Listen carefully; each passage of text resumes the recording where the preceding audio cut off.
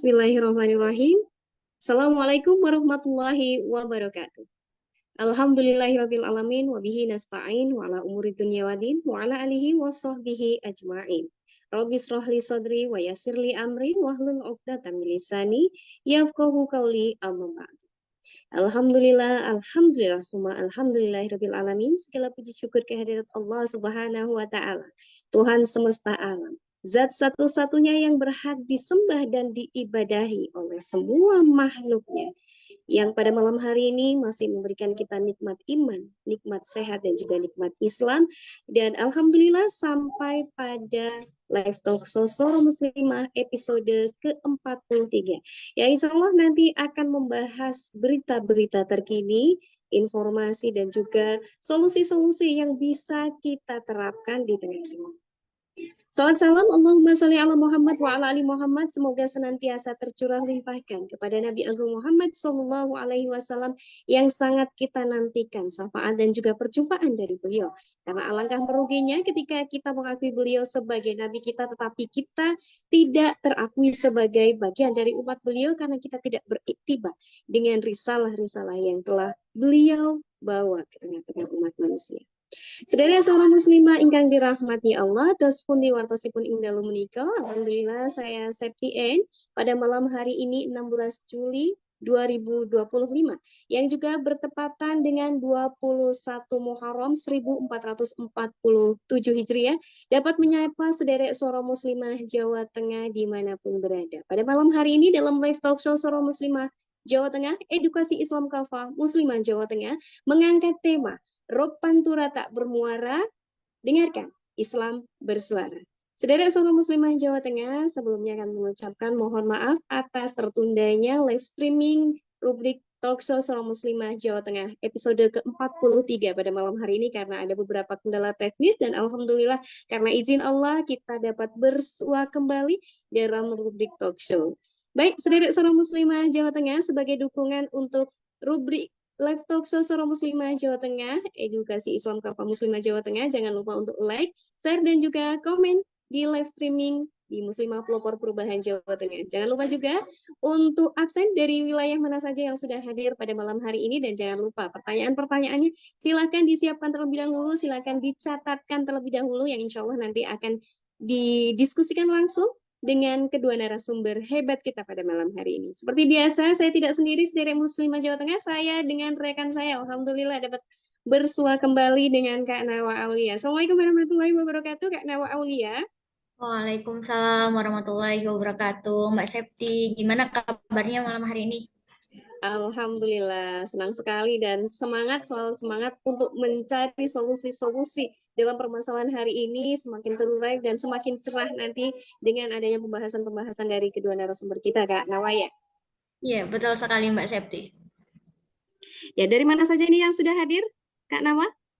Alhamdulillah sudah terpantau beberapa sedherek suara muslimah yang sudah stay tune sedari awal mulainya live tadi. Ada dari wilayah Semarang, ada dari Cilacap, kemudian ada dari Solo, dan juga beberapa kota lainnya. Dan tentu seiring berjalannya live nanti akan bergabung juga sedherek suara muslimah Jawa Tengah dari wilayah lainnya, insya Allah.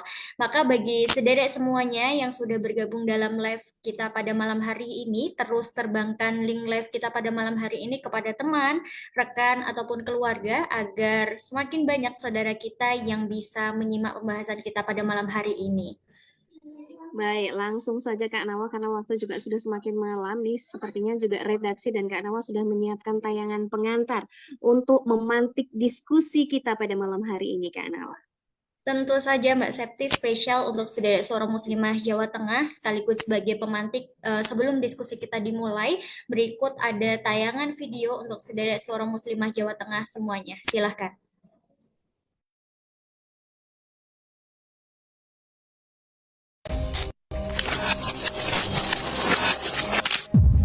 Banjirop di Pantura, Jawa Tengah berulang kali menggenangi wilayah Demak, Semarang, Kendal, dan Pekalongan. Bahkan ketinggian air setiap kali genangan bisa mencapai 30 hingga 120 cm. Tidak hanya menggenangi perkampungan dan persawahan, sejumlah ruas jalan pun tergenang banjir rob ini. Jelas, Kondisi ini sangat berdampak pada aspek sosial, ekonomi, dan lingkungan. Rob yang terus menggenang di pesisir Pantura ini bukan sekedar bencana alam biasa. Ini adalah cermin dari krisis multidimensi yang tak kunjung bermuara. Bahkan, sepanjang tahun 2024, lebih dari 5.000 hektar wilayah pesisir Jawa Tengah terendam rob yang memaksa ribuan warga mengungsi dan kehilangan mata pencaharian.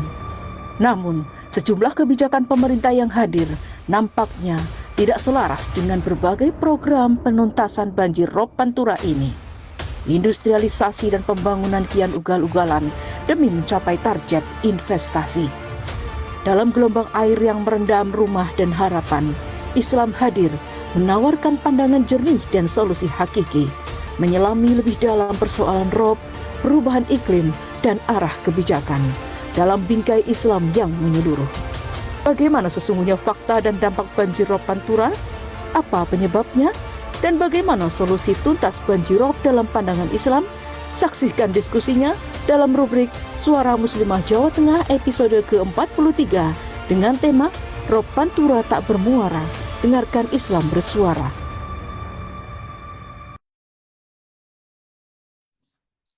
Ya, baik, saudara Suara Muslimah Jawa Tengah semuanya, itu tadi tayangan pengantar sebagai pengantar diskusi kita pada malam hari ini. Insya Allah semakin membuat penasaran mengenai tema kita dan juga solusi hakiki atas permasalahan banjir rob ini. Tanpa berlama-lama lagi, telah bergabung bersama kita di sini kedua narasumber yang akan berbagi ilmu dan juga sudut pandang berkaitan dengan tema kita pada malam hari ini. Yang pertama ada Ibu Dr. Mila Karmila, STMT. Beliau adalah seorang akademisi, penulis, dan juga peneliti yang tentu saja fokus keilmuannya berkaitan dengan perencanaan wilayah dan kota, dan tentu saja berkaitan dengan banjir rob. Kita sapa terlebih dahulu beliau. Assalamualaikum Ibu, selamat malam.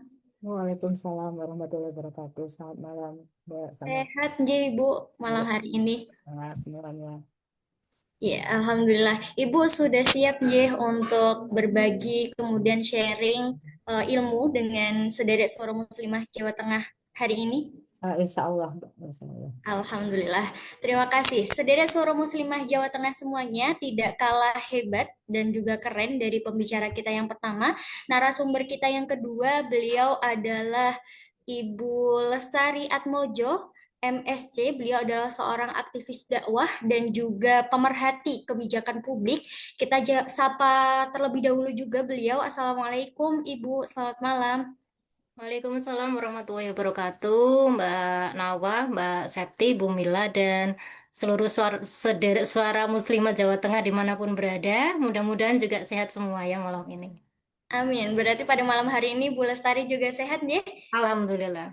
Alhamdulillah. Sudah siap ya Ibu pertanyaan yang sama dengan Bu Mila tadi untuk berbagi ilmu dan juga sharing bersama sedherek suara muslimah Jawa Tengah semuanya pada malam hari ini? Pasti siap. Bismillah. Alhamdulillah. Iya, sedherek suara muslimah Jawa Tengah, kedua narasumber kita sudah siap insya Allah untuk berbagi sudut pandangnya bersama kita di sini, dan tentu saja saya pribadi dan sedherek suara muslimah di luar sana saya yakin juga sudah tidak sabar untuk mendengarkan juga menyerap segala pembahasan mendalam kita pada malam hari ini, Mbak Septi. Baik, jazakillah khairan katsir Kak Nawa dan juga sederek suara muslimah Jawa Tengah. Dalam beberapa tahun terakhir, banjir rob di Pantura, Jawa Tengah selalu terulang dari waktu ke waktu. Bahkan sepanjang tahun 2024, lebih dari 5.000 hektar wilayah pesisir di Jawa Tengah, terutama Demak, Semarang, Pekalongan, Kendal ini terendam dan memaksa ribuan warga mengungsi dan kehilangan mata pencaharian. Lalu sebetulnya seperti apa faktanya? Kita langsung saja berbincang dengan Ibu Dr. Mila Karmila.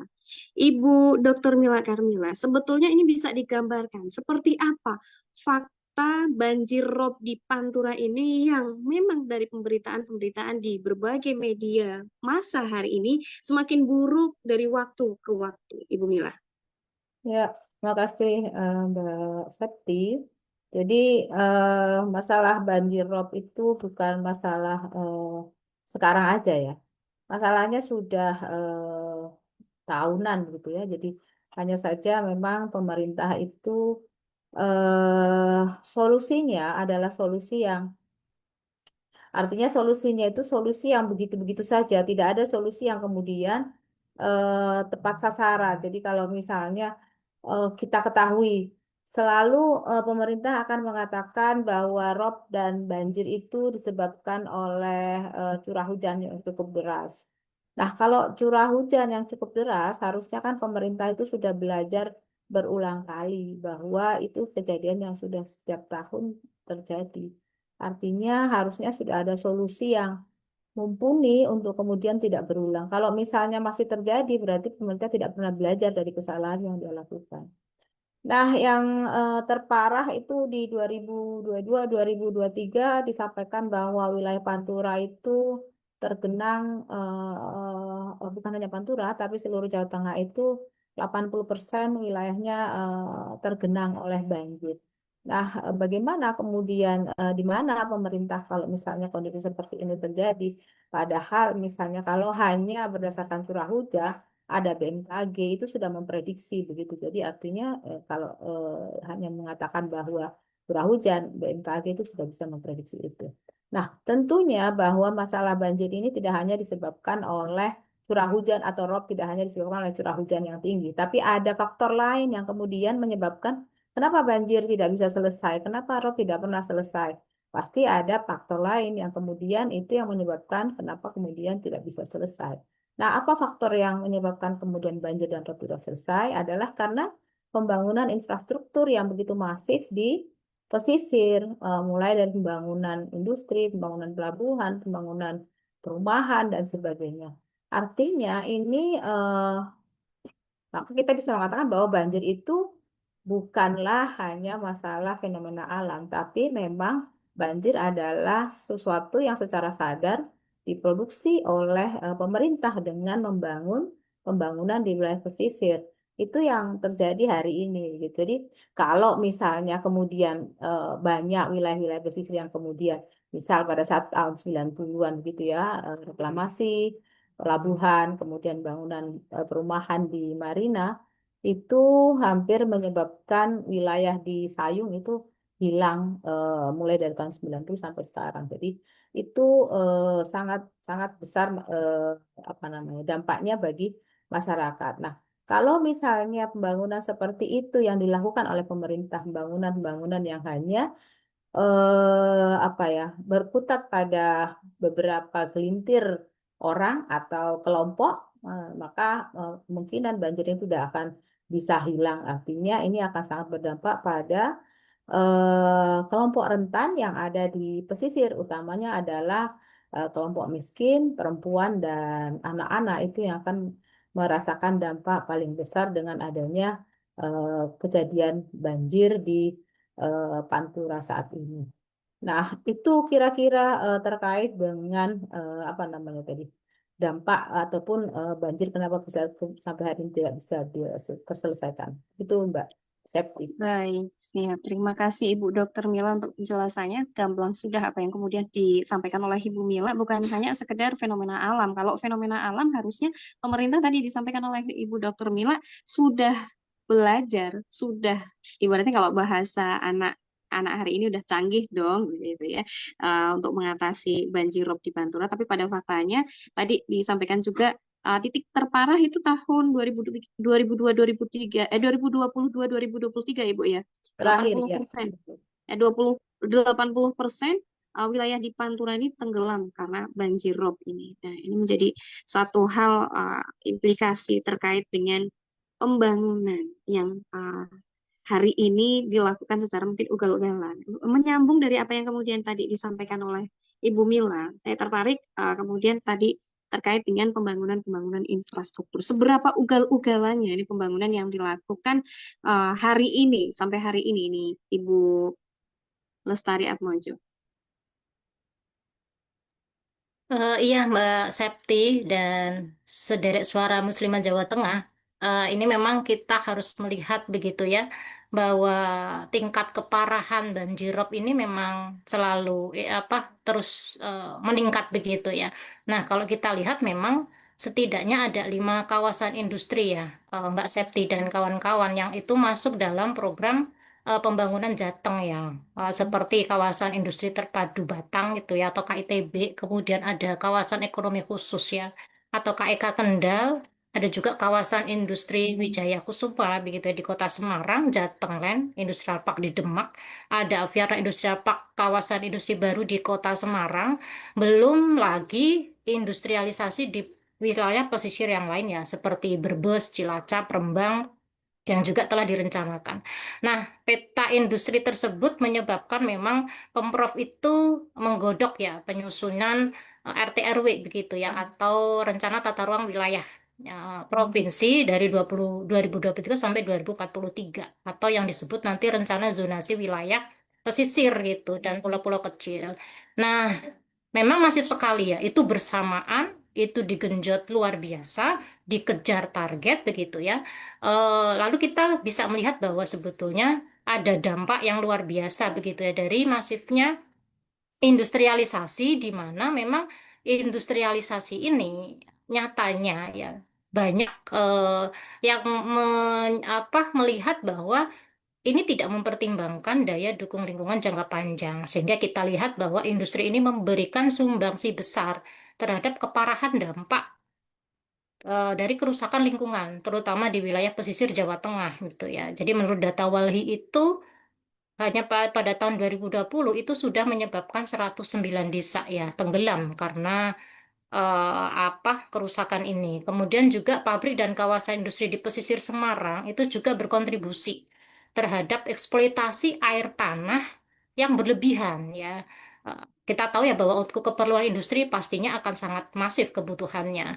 Dan industrialisasi ini itu juga misalnya salah satunya ya itu ada reklamasi ya Pantai Marina, karena diperuntukkan untuk kawasan wisata itu ya. Ini berkontribusi juga pada land subsidence ya, atau penurunan muka tanah yang memang mengakibatkan lahan hasil reklamasi ini sering tergenang rob itu ya. Nah, ini akhirnya memang memberikan apa yang sangat mendukung penurunan muka tanah yang akhirnya memperparah terjadinya banjir rob di pesisir wilayah pesisir ya, salah satunya di Kabupaten Demak ya, yang sangat parah misalnya. Misalnya kalau di Demak itu dipaksakan gitu ya industrialisasi itu, dan juga akhirnya membuka banyak kawasan pemukiman baru, padahal kondisi tanahnya ya dan di beberapa tempat yang lain itu belum terkonsolidasi dengan baik ya, sehingga memang akhirnya luar biasa penurunan muka tanahnya gitu ya, sehingga ditambah dengan tadi ya overeksploitasi pemumpaan air tanah itu ya. Dan ini menyebabkan terjadinya fenomena penurunan muka tanah yang itu bahkan dikatakan salah satu wilayah yang memiliki laju penurunan tercepat gitu ya, sangat tinggi di dunia. Nah, ini di samping itu ya sudah masif ya industrialisasi besar-besaran, seiring perkembangannya ternyata juga banyak ditemukan pelanggaran-pelanggaran ya pada aspek perizinan itu ya, sehingga yang tadinya sudah dipetakan sekian ternyata ada yang memperluas itu ya, termasuk pembuatan eksploitasi air tanah itu pun juga di luar dari yang sudah direncanakan itu ya. Dan itu untuk kebutuhan industri juga pemukiman-pemukiman yang akhirnya bermunculan. Nah, dampak industrialisasi yang ugal-ugalan ini ya, itu yang kemudian eh, berdampak pada menuntut overeksploitasi air tanah itu ya. Kemudian menyebabkan penurunan muka tanah ya, ditambah memang tidak ada infrastruktur pencegah banjirop yang memadai.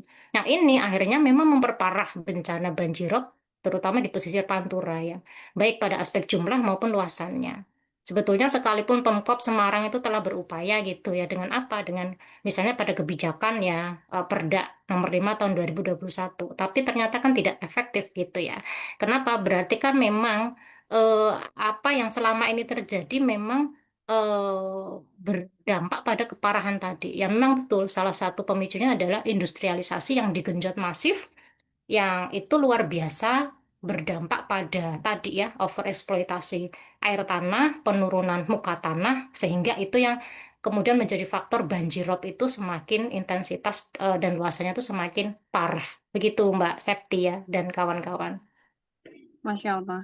ada produksi banjirop yang senantiasa berulang ini kalau disampaikan tadi oleh Ibu Dr. Mila, kemudian disambut dengan pembangunan yang ugal-ugalan, ditambah dengan pelanggaran-pelanggaran dan over eksploitasi. Kak Nawa dan juga Saudara Suara Muslimah Jawa Tengah, rasa-rasanya ini juga ingin ikut urun rembuk nih, semakin ibaratnya gemes gitu ya dengan persoalan ini. Udah tahu ada banjir yang berulang, tapi kok solusinya nggak ngena-ngena sampai hari ini, Kak Nawa.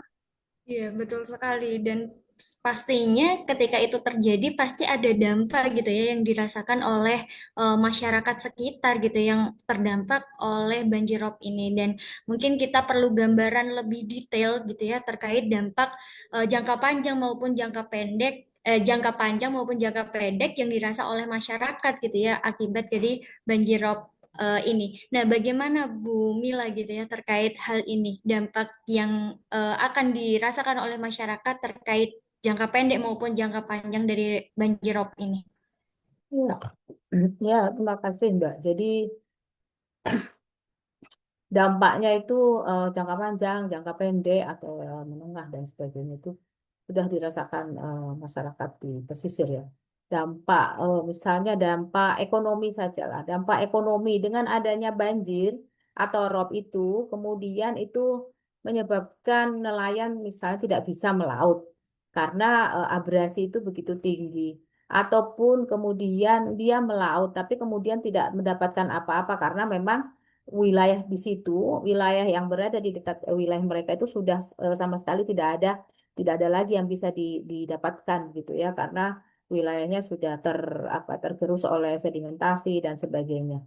Kemudian dampak selanjutnya adalah misalnya mereka berada di kawasan yang banjir. Itu mereka mengatakan bahwa setiap tahun mereka harus mengganti motor karena mengalami korosi gitu ya, jadi kena air rob dan sebagainya. Itu mereka mengatakan motor kami itu cuma setahun sekali itu harus ganti. Nah, itu dampak jangka pendek ya. Terus kemudian secara kesehatan misalnya ya, secara kesehatan apakah pernah terpikirkan juga oleh Dinas Kesehatan bahwa banyak wilayah-wilayah itu yang sama sekali mereka tidak bisa mengakses layanan kesehatan. Misalnya di Timbul Sloko, itu mereka harus berjalan kaki 1,5 kilo atau naik perahu begitu. Itu hanya ketemu dengan pustu. Pun pustu itu puskesmas pembantu itu tidak setiap saat itu kemudian ada bidan ataupun dokter yang hadir. Artinya layanan-layanan dasar yang harusnya diberikan oleh pemerintah itu tidak didapatkan oleh teman-teman yang kemudian berada di wilayah pesisir, apalagi yang sudah berada di atas air atau seperti di Timbul Sulawesi dan sebagainya. Nah, jangka panjangnya ya bisa dibayangkan bagaimana jangka panjangnya. Ya pasti secara ekonomi ini akan sangat memberatkan, artinya akan terjadi kemiskinan semakin parah. Kemudian yang kedua, kalau ini terjadi berarti kesehatan itu juga menjadi hal yang hal yang juga kemudian akan sangat berimbas. Bagaimana kita kemudian misalnya ada program 2000 berapa sih 2025 2045 Indonesia sehat begitu ya. Apakah itu akan terjadi kalau misalnya sekarang saja masih banyak wilayah-wilayah yang tidak bisa diakses kesehatan. Kalau misalnya kita bicara tentang Timbul Sloko, hari ini itu mereka terkait dengan BAB gitu ya, buang air besar itu mereka masih harus buang air besar langsung ke badan air. Nah, bisa dibayangkan kondisi-kondisi seperti itu, bagaimana tingkat kesehatan mereka kalau misalnya hal seperti itu masih terjadi. Jadi itu jangka panjang dan jangka pendek. Kemudian kalau kita bicara tentang ekonomi juga, mungkin mereka mengatakan bahwa sekarang eh, penghasilan itu hanya digunakan untuk kebutuhan dasar dan satu lagi untuk meninggikan rumah.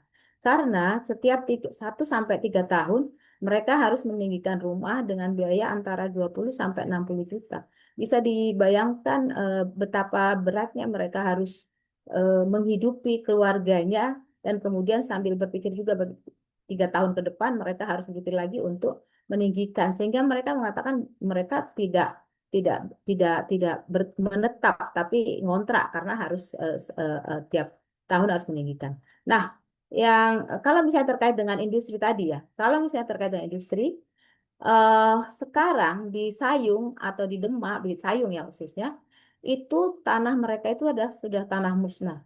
Artinya tanah mereka itu sudah, ya sebenarnya kalau pemerintah punya kemauan masih bisa misalnya kemudian diketahui siapa yang memiliki gitu. Tapi juga kemudian kalau kita bicara tentang tanah musnah, pemerintah mengatakan itu sebagai kerohiman. Artinya kalau itu kerohiman, maka pemerintah hanya membayar sesuai dengan kemampuan pemerintah. Pada sekarang harga tanah musnah karena sudah tenggelam itu dijual oleh masyarakat itu antara 2.000 sampai 10.000 per meter persegi. Nanti pada saat pembangunan tol, tanggul tol di belakang terjadi, itu sudah kering. Jadi sekarang yang bermain itu adalah tengkulak, apa sih namanya? Bukan tengkulak, maklar kali ya. Makelar itu sudah membeli tanah-tanah warga dengan harga 2.000 sampai 10.000 per meter persegi. Pada saat nanti kering, itu dijual oleh makelar, itu sudah harganya sudah meningkat. Karena untuk tadi disampaikan akan jadi Jateng Industrial Park Sayung gitu ya. Dan itu sudah ada datanya begitu mengatakan bahwa itu sekitar 600 sampai 900 meter persegi itu sudah dimiliki oleh Jateng Industrial Park Sayung. Nah, itu yang terjadi. Jadi artinya tuh memang apa ya, ada kesengajaan kira-kira begitu ya, agar kemudian masyarakat itu menjadi semakin miskin dan kemudian semakin miskin. Jadi ya jangan dianggap bahwa itu sebenarnya sesuatu yang menguntungkan apabila kemudian tanah-tanah itu dibeli oleh pihak-pihak tertentu, tapi itu sebenarnya merugikan. Yang selanjutnya ya hilangnya ruang hidup masyarakat nelayan di pesisir karena kemudian mereka harus berpindah dan sebagainya. Mungkin itu Mbak Septi yang bisa saya sampaikan. Terima kasih. Ya, tergambar ya bahwa memang terjadi pengamputasian potensi masyarakat lokal gitu ya akibat dari banjir rob ini dan hilangnya ruang hidup bagi mereka. Dan ada kekrisisan masa depan gitu ya Ya. akan mereka apa ya masyarakat yang ada di sana yang terdampak bahwa memang dia dihantui banjir dan masa depannya bisa jadi suram gitu ya karena tidak ada jaminan untuk hal itu. Nah, Bu Lestari, kalau misalkan kita menyikapi dengan adanya industrialisasi yang hari ini ugal-ugalan yang memang itu tidak terlepas dari adanya regulasi ataupun kebijakan pemerintah. Nah, itu bagaimana Ibu? Apakah memang ini itu menjadi salah satu penyebab karena pada dasarnya kan keadaan tanah kemudian apa namanya kondisi masyarakat itu pun tidak selaras dengan kebijakan dan juga pembukaan keran investor untuk industri yang sangat ugal-ugalan ini.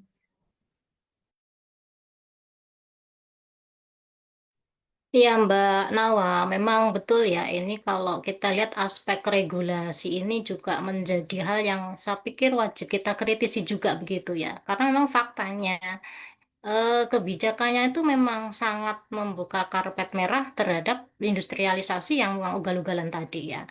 Kalau kita lihat memang Jateng ini kan jadi ini ya wilayah unggulan tujuan investasi nasional ya. Dan ini sangat disambut luar biasa ya oleh Pemda Jateng ya. Sampai yang dikatakan Dinas Penanaman Modal dan Pelayanan Terpadu Satu Pintu atau DPMP TSP Jawa Tengah itu mengakui bahwa memang kawasan Pantai Utara Jawa ini menjadi lokasi favorit ya untuk tujuan investasi ya. Apa yang menjadi pertimbangannya itu ya karena antaranya ada infrastrukturnya itu mendukung ya. Kemudian akses transportasi ya baik darat, laut, udara. Kemudian industri yang itu sangat mendukung untuk industri-industri yang berorientasi ekspor ya.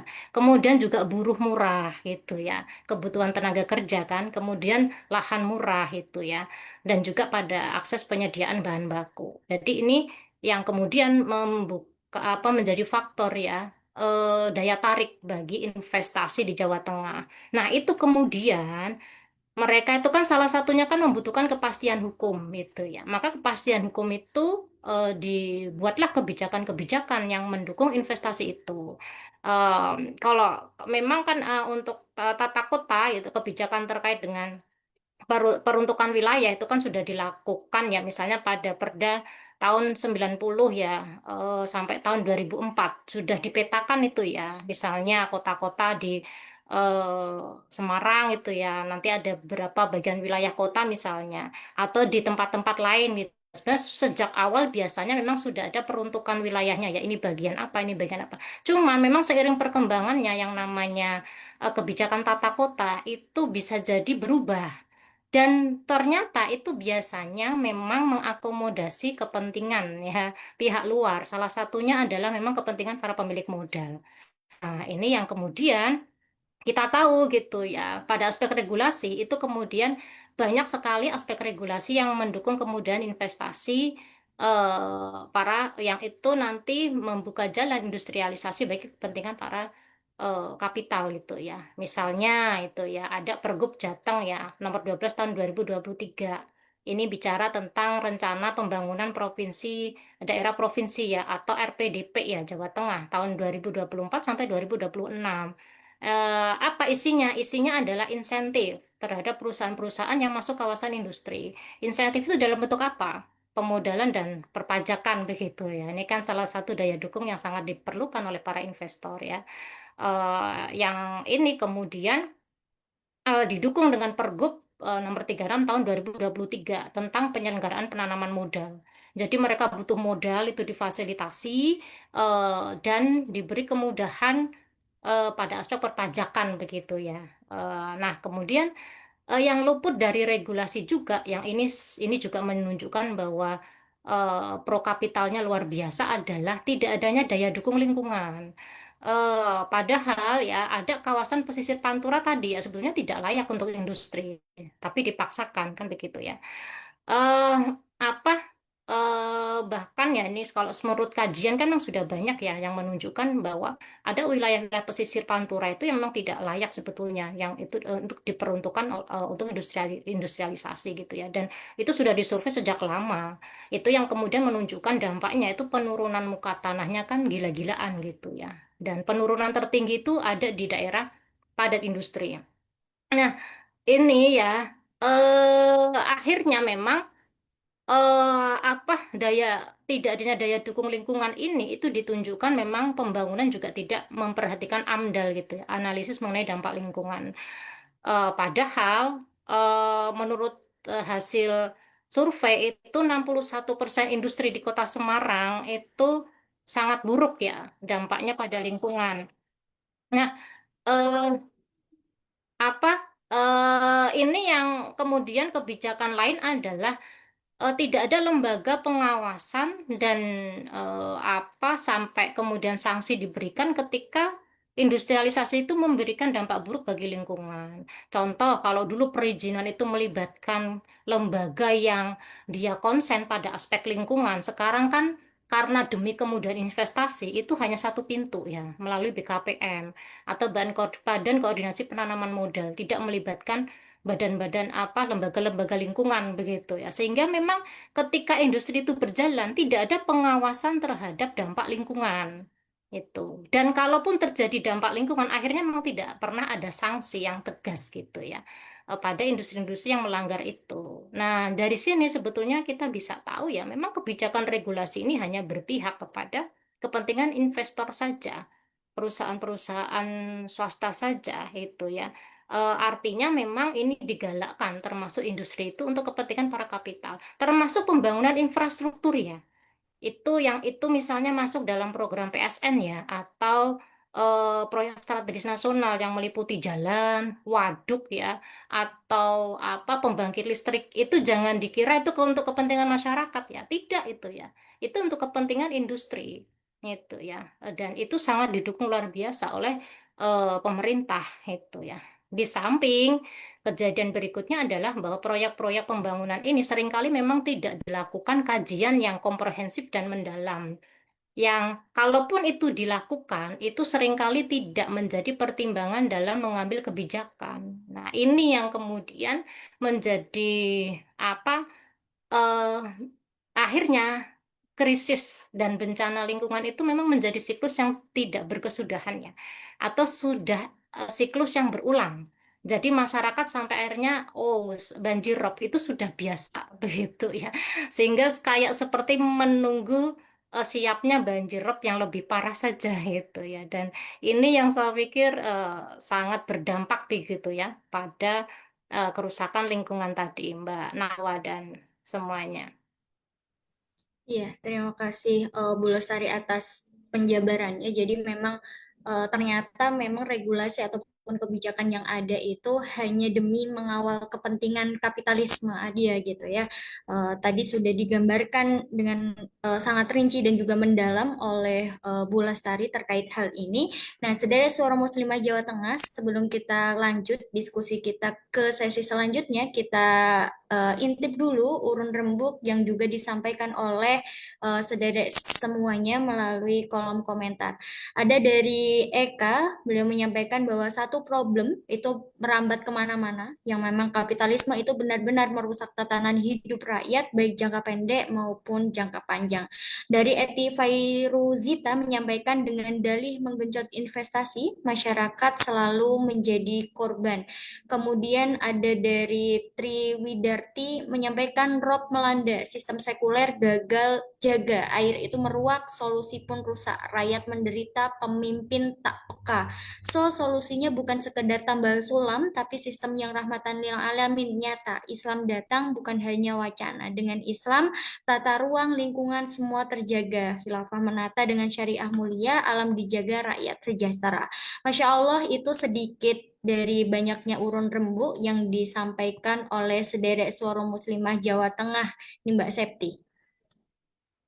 Baik Kak Nawa dan juga dari Suara Muslimah Jawa Tengah, Masya Allah menarik sekali apa yang kemudian dibahas oleh Ibu Dr. Mila Karmila dan juga Ibu Lestari Atmojo terkait dengan dampaknya, kemudian juga bagaimana kebijakan-kebijakan yang ada yang memang pada faktanya tidak menjadikan rakyat sebagai prioritas utamanya, bahkan kelompok-kelompok rentan ini semakin rentan untuk menjadi korban dari banjir rob ini. Saya ingin melanjutkan dengan Ibu Dr. Mila Karmila berkaitan dengan program-program solusi yang ada dari pemerintah selama ini, bukankah sudah sedemikian banyaknya? Namun kenapa kok sampai hari ini juga belum ada solusi yang betul-betul dapat menyolusikan banjirop di Pantura ini, Ibu Dr. Mila Karmila? Ya, terima kasih Mbak. Jadi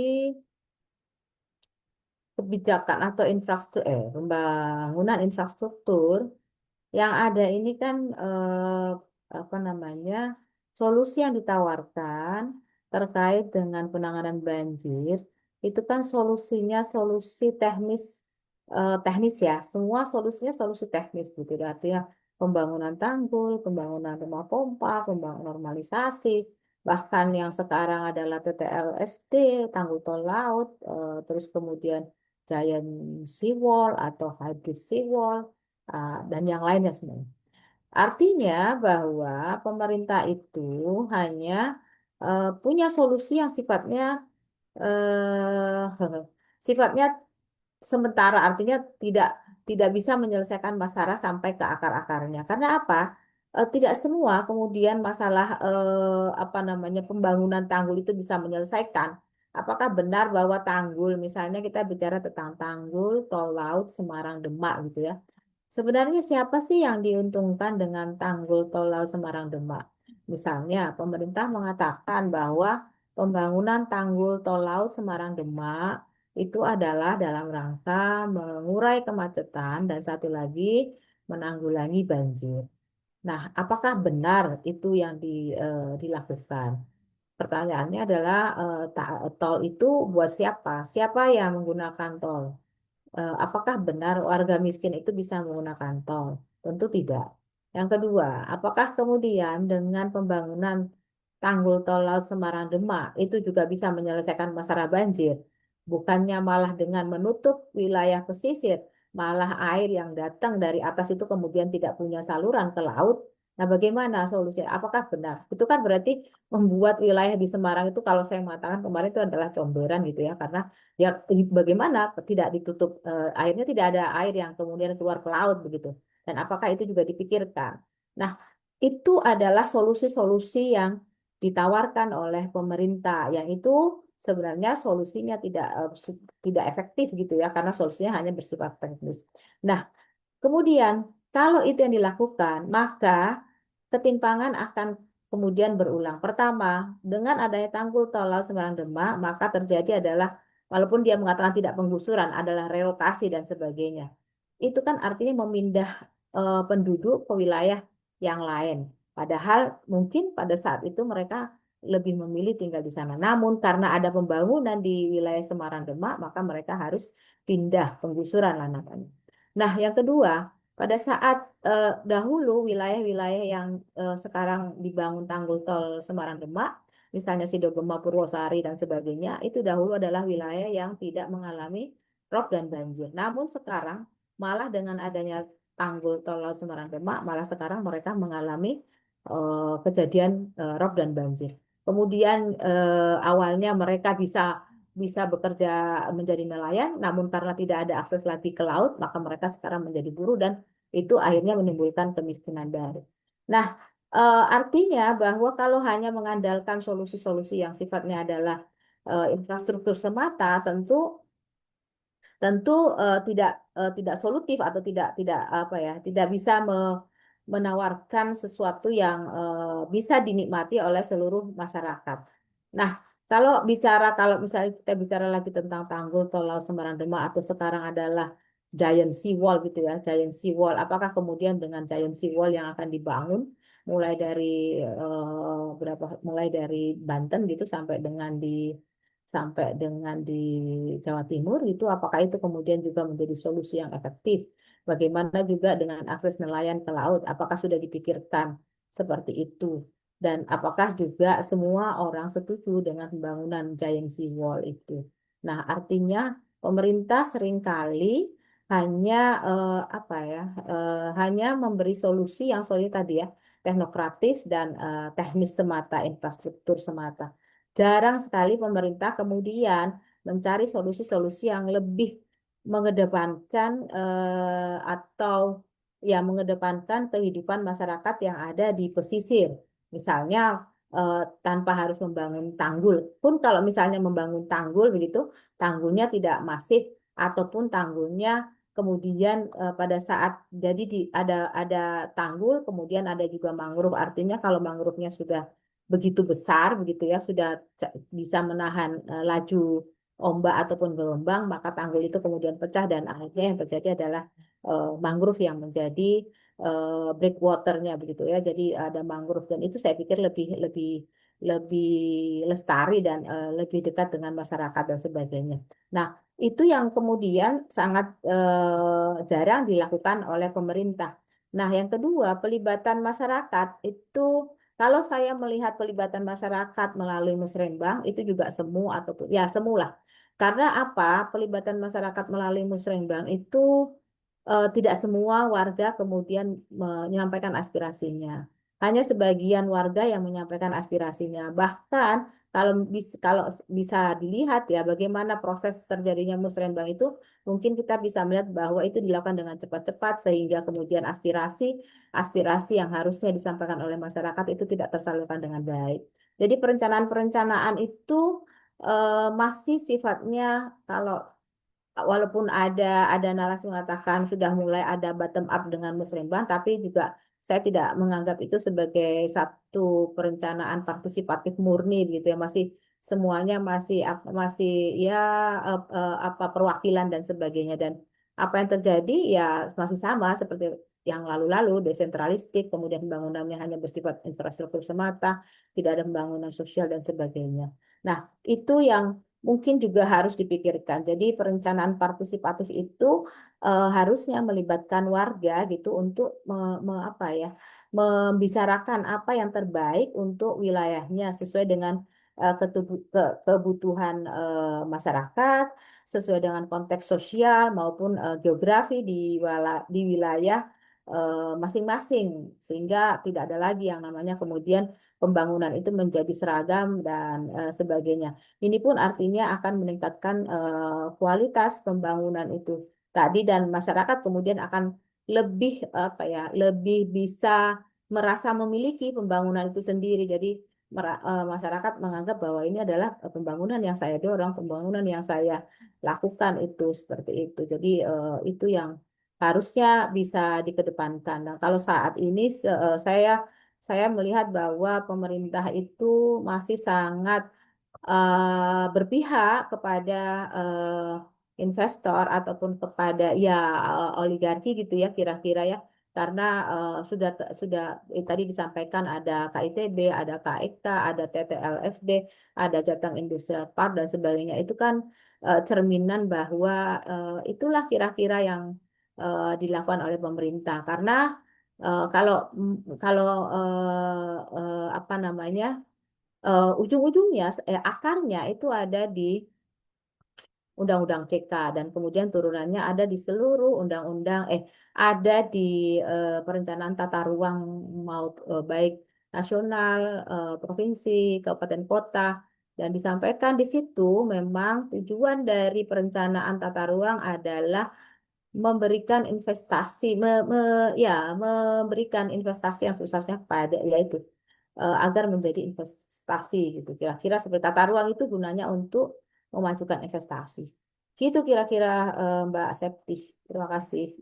Baik, Ibu Mila, jazakillah khairan katsir untuk pemaparannya yang luar biasa tergambar, tambah semakin jelas bahwa memang program-program yang ada dari pemerintah hari ini hanya sekedar tataran teknis saja, kemudian pembangunan-pembangunan infrastruktur seperti tanggul tol laut atau mungkin ada wacana giant sea wall dan yang lainnya. Ini pada dasarnya ya mungkin tadi untuk menyokong gitu ya 5 kawasan industri yang mengitarinya, sebagaimana kemudian tadi sudah dijelaskan sebelumnya oleh Ibu Lestari Atmojo. Lalu Ibu Lestari Atmojo, kalaulah dengan hari ini program-program yang ada itu sama sekali tidak bisa memberikan solusi sampai kepada akar permasalahannya, lalu bagaimana ketika kita mencari apa ya solusi yang betul-betul dapat menuntaskan Rob di Pantura ini dan bagaimana pandangan dari Islam itu sendiri memberikan solusinya, Ibu Lestari Atmajo? Oh, baik Mbak Septi ya. Kita sebagai seorang Muslim ya, sebetulnya kan wah itu kan telah menciptakan kita dengan seperangkat aturannya ya, dan itu luar biasa lengkapnya begitu ya. Termasuk ketika kita memandang persoalan-persoalan publik ya. Salah satunya persoalan banjirop ini.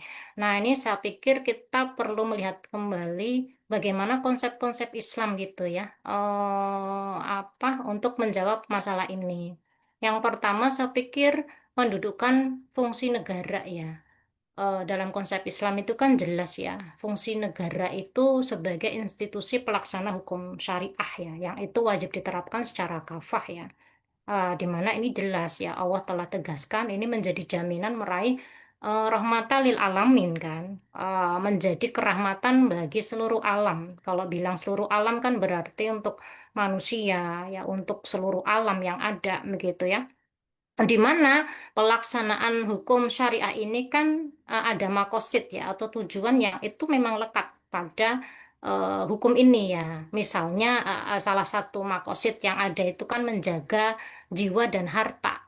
Jadi mestinya tidak boleh ada ya satu kebijakan pun ya oleh negara itu termasuk kepada kebijakan pembangunan ini yang kemudian berpotensi mengancam jiwa dan harta ya, seperti tidak memperhatikan daya dukung lingkungan karena pasti ada potensi bencana di situ. Dan kalau kita bicara potensi bencana karena kerusakan, itu pasti berdampak pada ancaman jiwa dan mata pencaharian, itu jelas. Kemudian juga Islam memandang bahwa rakyat itu adalah amanah begitu ya dan wajib dipenuhi haknya oleh penguasa ya. Penguasa sebagai roin gitu ya.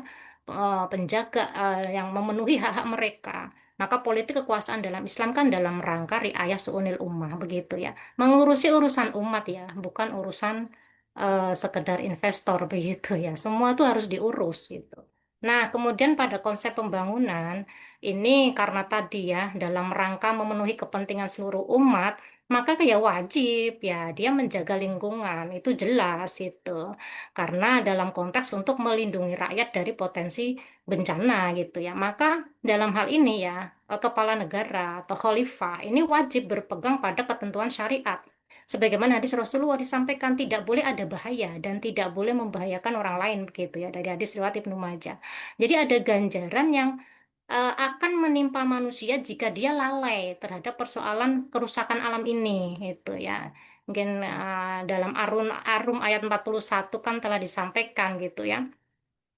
Telah nampak kerusakan itu di darat dan di laut itu karena disebabkan perbuatan manusia. Berarti memang ya, Allah sampaikan ini memang ada kerusakan-kerusakan yang itu akibat perbuatan manusia, itu ya, supaya Allah merasakan kepada mereka sebagian dari akibat perbuatan mereka, ya, agar mereka kembali ke jalan yang benar, begitu ya.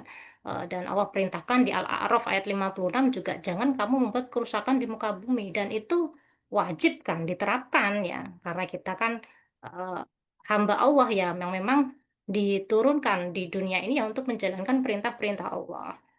Nah, dalam aspek ini, maka itu wajib memperhatikan aspek lingkungan. Maka yang pertama mestinya mengembalikan kepemilikan sumber daya alam ini ya, yang terkategori milik umum, ini ya kepada rakyat dan negara gitu ya, untuk mengelolanya demi apa? Kemaslahatan rakyat gitu ya. Laut itu ya, sungai, danau dan semuanya itu kan milik umum gitu ya. Nah, ini kenapa ini sebetulnya kebijakan yang sifatnya preventif ya, mencegah. Kenapa? Agar kalau ini menjadi diberikan kemudian penguasaan pada individu, ini potensi eksploitasinya akan sangat luar biasa. Gitu ya. Yang kedua, negara harus mengembalikan fungsi ekologis ya dan hidrologis wilayah pesisir ya. Kenapa wilayah pesisir ini ya apa kan kalau memang tidak ada daya dukung lingkungan itu ya rentan terhadap bencana itu ya. Nah, ini yang harus diperhatikan. Nah, ketiga, negara harus membuat rencana tata ruang wilayah yang ya juga harus memperhatikan kelestarian lingkungan. Misalnya harus memperhatikan ketersediaan sumber air bersih yang bisa diakses oleh semuanya, tidak hanya diakses oleh industri gitu. Semua orang kan butuh air bersih itu. Nah, fungsinya negara yang memenuhi hak setiap orang itu ya. Sumber air bersih, fungsi lahan itu ya. Tidak boleh ada degradasi lahan yang itu nanti mengganggu mata pencaharian sebagai nelayan, sebagai petani gitu ya. Sistem drainase yang memenuhi mampu mencegah ya potensi air yang kemudian tidak bisa mengalir gitu ya, pengelolaan limbah, sampah, kawasan hijau misalnya. Jadi negara memang harus memprioritaskan pembangunan itu memang benar-benar bermanfaat untuk kepentingan rakyat banyak. Ya, bukan mercusuar yang itu dinikmati segelintir orang gitu ya. Nah, ini kalau begini kan ya jelas gagal negara itu ya. Nah, keempat ya memperketat izin pembangunan dan alih fungsi lahan ya, apalagi di wilayah pesisir. Tidak ugal-ugalan ya, bahkan difasilitasi tadi ya dengan banyak regulasi. Jadi harus jelas bahkan aspek lingkungan juga harus menjadi pertimbangan perizinan gitu ya. Nah, keenam, negara juga akan mendorong gitu ya mestinya itu ya riset-riset, penelitian, teknologi yang itu akan mampu mendukung ya infrastruktur yang ramah lingkungan gitu ya. Sehingga kita sudah tahu ada potensi bencana, mestinya kan harus antisipatif gitu ya. Dengan segala kemampuan yang diberikan Allah untuk bisa menyelesaikan itu. Nah, itu yang pertama. Kemudian juga Islam memandang konsep bencana begitu ya. Ini kan tidak lepas dari akidah ya. Jadi ada dua dimensi yang mesti kita perhatikan. Pertama dimensi keimanan, kemudian yang kedua dimensi duniawi. Pada aspek keimanan, nas-nas Al-Qur'an menyampaikan begitu ya, bahwa bencana ini memang juga bagian dari pengingat dari Allah ya. Untuk kembali ke jalan yang benar, pengingat untuk beristighfar, untuk bersabar, dan solusi yang diambil ya jelas tidak boleh keluar dari rambu-rambu Al-Quran dan Sunnah itu ya. Maka berikutnya, nah Allah memerintahkan kita juga untuk menyelesaikan persoalan-persoalan yang ketika itu sifatnya duniawi ya wajib mempelajari ilmu dunia untuk menyelesaikannya. Karena itu juga bagian dari perintah Allah. Misalnya ya wajib ya negara itu em, mempelajari ya aspek-aspek riset ya, misalnya faktor-faktor kerentanan wilayah, kemudian teknologi yang mendukung adanya mitigasi bencana, baik itu nanti mencegah menghadapi maupun nanti setelah bencana terjadi. Dan ini ya menjadi kewajiban negara untuk menyiapkan segala sumber daya ini gitu ya. Baik nanti aspek politik ya kaitannya dengan kebijakan, kemudian nanti aspek ekonomi kaitannya dengan pembiayaan itu ya. Aspek pendidikan ya, melahirkan masyarakat yang tanggap bencana, yang mampu melakukan riset teknologi, aspek kesehatan ya, daya dukung vaskes dan nakes yang memadai itu ya. Yang pada aspek penerapannya ini kan sudah banyak dikaji kitab-kitab fikihnya para ulama ya. Kita itu tinggal melaksanakan kan sebetulnya. Dan ini kita bisa melihat dari sejarah masa lalu. Jadi ini bukan sesuatu konsep yang hanya teoritis dan tidak bisa diterapkan gitu ya. Tapi ini konsep-konsep yang saya pikir mestinya juga menjadi pertimbangan. Apalagi mayoritas kita di sini semua muslim gitu ya. Maka kalau kita lihat sejarah masa lalu juga bicara hal itu ya. Bagaimana Khilafah itu pernah mengupah pakar-pakar ya untuk membuat alat-alat deteksi dini, bangunan tahan bencana gitu ya, bunker penyimpan logistik dan melatih masyarakat untuk tanggap bencana. Misal pada era Umar bin Khattab itu kan terkenal ya menghadapi bencana kekeringan yang itu kemudian menimbulkan kelaparan massal dan Umar setelah itu membangun ya pada saat itu ya sudah berhasil membangun bunker logistik yang itu mampu memenuhi kebutuhan masyarakat ya termasuk masyarakat yang terdampak dan bahkan administrasinya juga sudah luar biasa mampu mendata seluruh korban untuk diberikan bantuan bahkan hingga full recovery gitu ya hingga dia siap beraktivitas kembali. Nah mestinya kan begitu ya. Kemudian Khilafah Abbasiyah itu juga pernah ya mampu membangun tata kota yang memang daya dukung lingkungannya luar biasa sehingga kemaslahatan masyarakat itu ya dicapai untuk jangka panjang tuh ya misalnya ya riwayat sejarah itu di banyak buku tuh mengungkap misalnya Baghdad dan Cordoba ya itu contoh kota besar di masa lalu yang sangat tertata rapi ya pada saat itu ya memiliki sistem drainase yang bahkan mampu menjangkau seluruh kota. Air itu tidak tergenang, yang berpotensi banjir dan sumber penyakit. Saluran sanitasi itu ada sistem pembuang najis gitu ya di bawah tanah, sistem pembuangan sampah, jalan-jalan itu dikeringkan, punya sistem selokan yang besar itu sehingga selalu bersih jalannya gitu ya. Bahkan era Umayyah itu mampu membangun kota-kota pesisir itu dengan industrialisasi pendukung jihad yang luar biasa dan tidak ada kerusakan lingkungan walaupun sangat masif pada saat itu industrialisasi jihadnya ya. Nah, atau kemudian kekhilafan Turki Utsmani ya yang waktu itu sudah mampu membangun fasilitas umum tahan gempa ya. Oleh yang terkenal itu kan seorang arsitek ya, Memar Sinan gitu ya. Beliau pakar ahli pada saat itu. Jadi dari sini eh, kita melihat bahwa memang eh, Islam itu luar biasa ya, karena memang diturunkan Allah ya untuk mengatur kehidupan manusia. Mestinya ini kan juga menjadi panduan ya bagi umat Islam hari ini, termasuk penguasa-penguasa Muslim gitu ya. Dalam apa hadis disampaikan gitu ya awalul imarati ma'alamatun wasaniya tadamatun wasalisuha azabun minallahi yaumal qiyamah illa man rahimahu adala. Kepemimpinan itu awalnya bisa mendatangkan cacian gitu ya. Kedua bisa berubah menjadi penyesalan dan ketiga itu bisa mengundang azab Allah pada hari kiamat kecuali memang bagi mereka yang memimpin dengan kasih sayang dan adil ya. Hadis riwayat atau berani.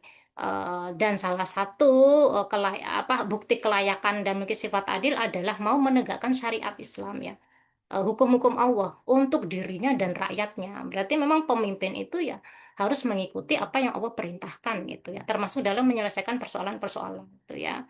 Bahwa Allah Subhanahu wa taala berfirman di dalam Quran surah An-Nisa ayat 58, A'udzubillahi minasyaitonirrajim, innallaha ya'murukum an tu'addul amanati illa ahliha wa idza hakamtum bainan nasi an tahkumu bil adl. Sesungguhnya Allah menyuruh kalian memberikan amanah kepada orang yang berhak menerima amanah, juga menyuruh kalian menetapkan hukum di antara manusia agar berlaku adil.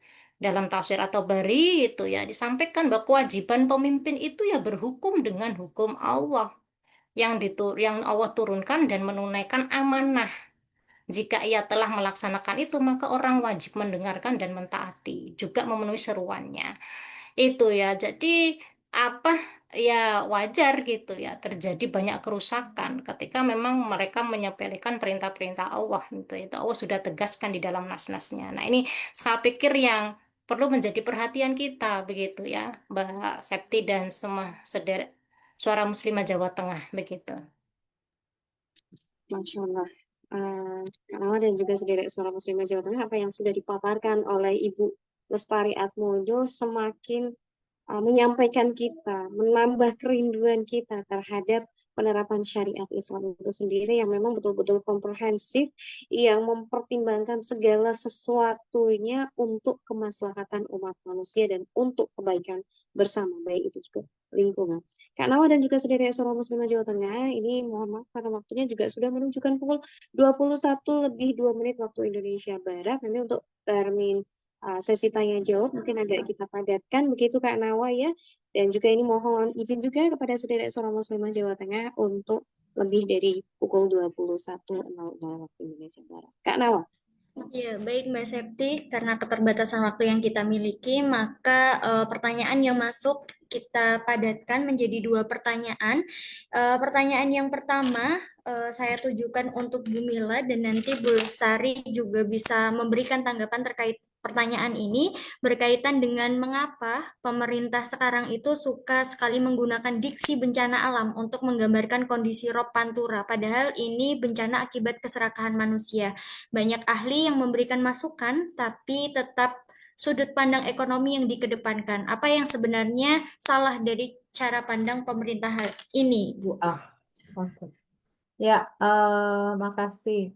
Sebenarnya diksi bencana malah sebenarnya tidak ada di dalam banjir dan rob. Karena di Undang-Undang 24 tahun 2007 bencana itu bukan satu dari 15 jenis bencana yang ditangani oleh pemerintah. Maka mengapa sampai hari ini banjir dan rob tidak seperti misalnya bencana gempa, tsunami itu ditangani dengan sangat masif dan baik ya.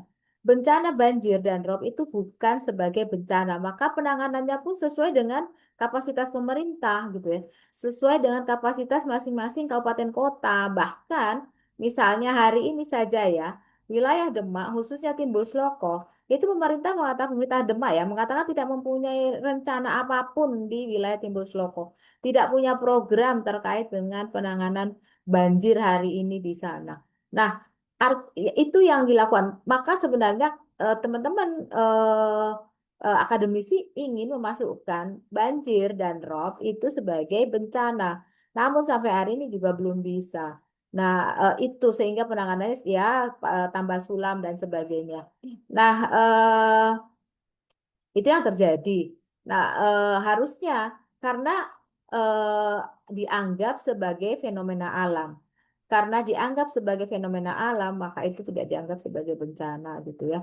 Nah, yang menjadi masalah adalah karena pembangunan di wilayah pesisir itu yang cukup masif, yang itu berdampak pada teman-teman yang berada di pesisir, yang itu dilakukan secara sadar oleh pemerintah. Artinya bahkan saya sempat mengatakan kepada pemerintah Kabupaten Demak, sebenarnya pemerintah itu memang mau mengorbankan masyarakat Demak gitu ya, pada saat membangun tanggul tol laut begitu. Jadi mereka dikorbankan atas nama pembangunan begitu.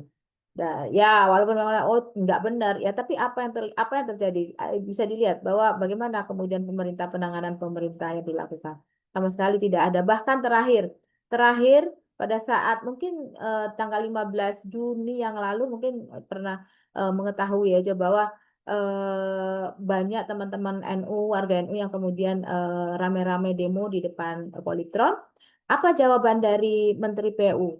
Menteri PU cuma mengatakan begini, persoalan banjir dan rob itu bisa terselesaikan dengan doa yang ikhlas dan tulus. Coba bayangkan, sekelas menteri menjawab dengan itu saja.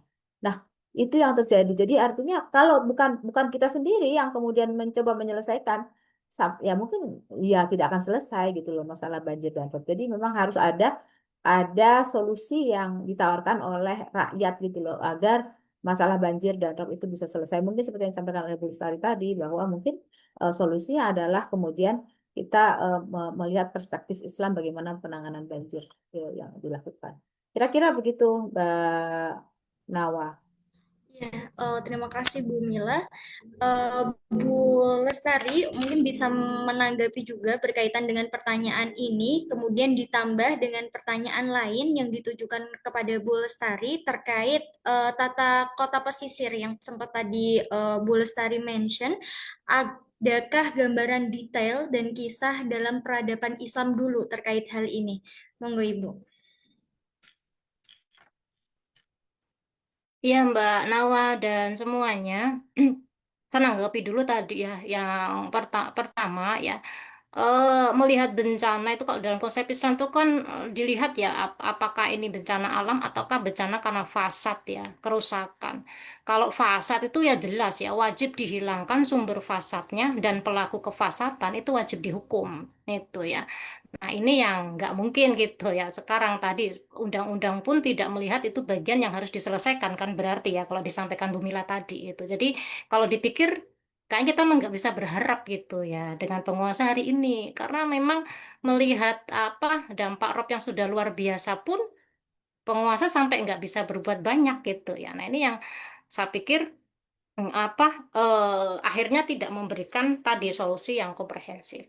Nah, kemudian terkait dengan nah ini juga ya Mbak Nawa dan teman-teman ya memandang kota pesisir ya dan Islam itu luar biasa memandang kota pesisir bahwa dalam konsep Islam kota pesisir itu eh, ada prioritas infrastruktur yang harus dikerjakan oleh khilafah. Apa infrastruktur terkait kepentingan jihad dan pertahanan keamanan serta infrastruktur pendukung kewilayahan pesisir gitu. Kalau sudah tahu wilayahnya pesisir, berarti ada potensi-potensi apa perbatasan dengan perairan itu ya. Maka kan ada infrastruktur pendukung itu harus dibuat gitu ya.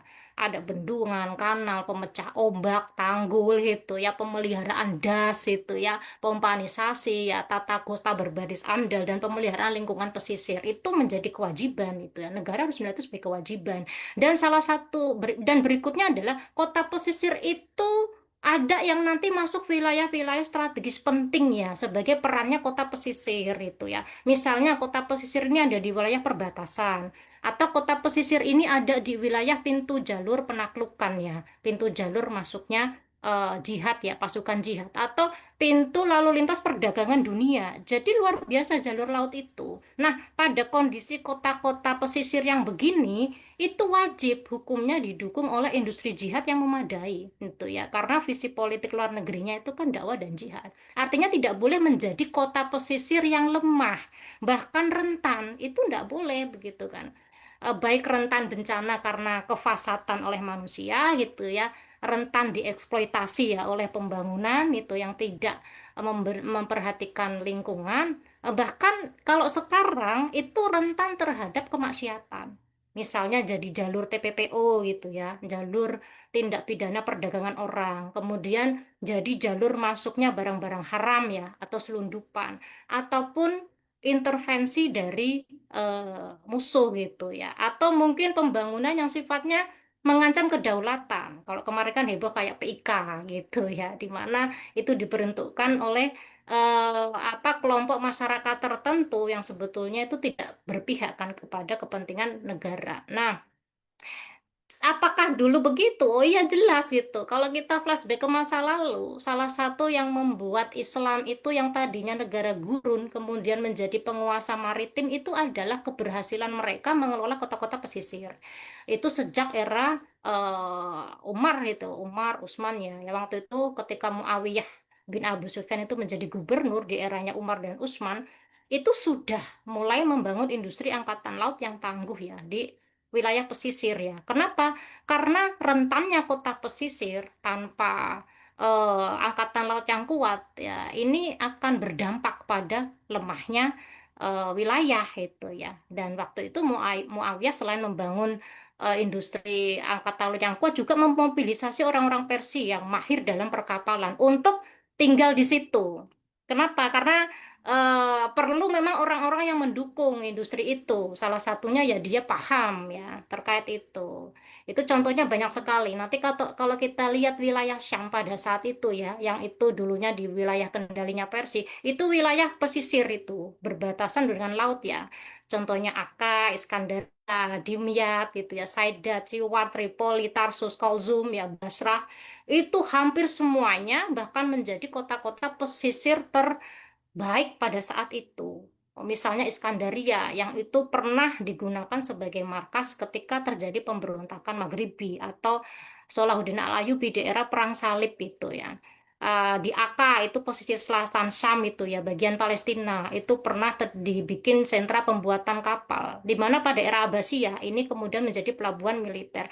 Nah, ini ya tidak ada visi begini kan di dalam konsep hari ini. Tapi dalam Islam itu menjadi sesuatu yang sangat penting itu, yang membuat umat Islam itu ya menjadi umat yang mampu menguasai dunia itu ya. Nah, ini yang saya pikir memahami kota pesisir itu juga mestinya punya konsep yang luar biasa gitu ya. Tidak seperti hari ini yang rentannya sangat luar biasa. Itu mungkin ya tambahannya, jawaban dari saya, Mbak Nawa dan teman-teman.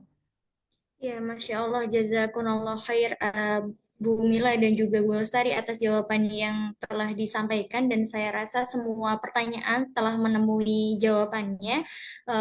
Semoga pertanyaan ini bisa mewakili pertanyaan-pertanyaan yang sudah masuk, tetapi apabila sederek rasa pertanyaan yang sederek semuanya sampaikan itu belum terjawab, sederek bisa menyampaikan pesannya melalui fitur kirim pesan yang berada di fanpage Muslimah Pelopor Perubahan Jawa Tengah. Kami mohon maaf sekali lagi karena keterbatasan waktu yang kita miliki. Mbak Septi. Baik Kak Nawa dan juga sedherek Sholat Muslimah Jawa Tengah, karena sudah di penghujung acara juga, kita meminta kepada kedua narasumber kita, Ibu Dr. Mila Karmila dan juga Ibu Lestari Atmojo MSc, untuk memberikan closing statement-nya. Untuk kesempatan pertama, tafadhol Maskuro kepada Ibu Dr. Mila Karmila. Ya, terima kasih Mbak Budi. Hasil diskusi ini cukup menarik. Eh, Artinya bahwa tawaran-tawaran solusi, eh, kalau melihat pemerintah hari ini, rasanya saya juga tidak yakin gitu loh bahwa ada solusi yang sangat brilian yang dilakukan oleh pemerintah dalam rangka menyelesaikan permasalahan banjir dan rob begitu ya. Jadi artinya perlu solusi lain, solusi alternatif atau kemudian membangun narasi-narasi lain yang tidak hanya sifatnya infrastruktur dan teknokratis, tapi seperti yang tadi bahwa solusi yang ditawarkan oleh Islam mungkin juga bisa diterapkan, mungkin juga kemudian harusnya bisa diterapkan dan mungkin jadi tawaran alternatif solusi untuk kemudian bagaimana menyelesaikan masalah banjir dan rob hari ini. Kira-kira begitu, Mbak. Terima kasih. Baik, jazakillah khairan katsir Ibu Dr. Mila Karmila. Kesempatan selanjutnya kepada Ibu Lestari Atmojo MSc untuk memberikan closing statement-nya. Iya, kita kan selalu berharap ya menjadi individu yang soleh gitu ya, yang solihah gitu.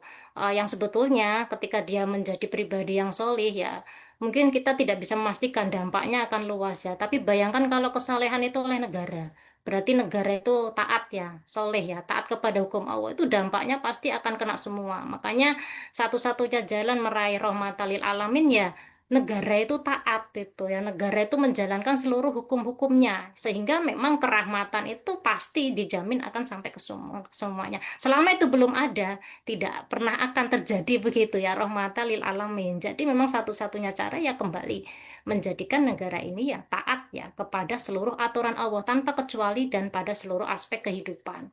Itu saja, Mbak. Baik, jazakillah khairan katsir Ibu Lestari Atmojo dan juga Ibu Dr. Mila Karmila untuk diskusi, untuk ilmunya, untuk solusi-solusi yang sangat mencerahkan, begitu juga analisis yang begitu mendalam dari Ibu narasumber pada malam hari ini. Sekali lagi kami ucapkan jazakumullah khairan katsir Ibu Dr. Mila Karmila dan juga Ibu Lestari Atmojo MSc. Dan mudah-mudahan Allah senantiasa berikan perlindungan kesehatan untuk ibu-ibu narasumber pada malam hari ini, Ibu Dr. Mila Karmila dan juga Ibu Lestari Armansyah. Jazakumullah khairan katsir. Assalamualaikum warahmatullahi wabarakatuh, Ibu Dr. Mila dan Ibu Lestari.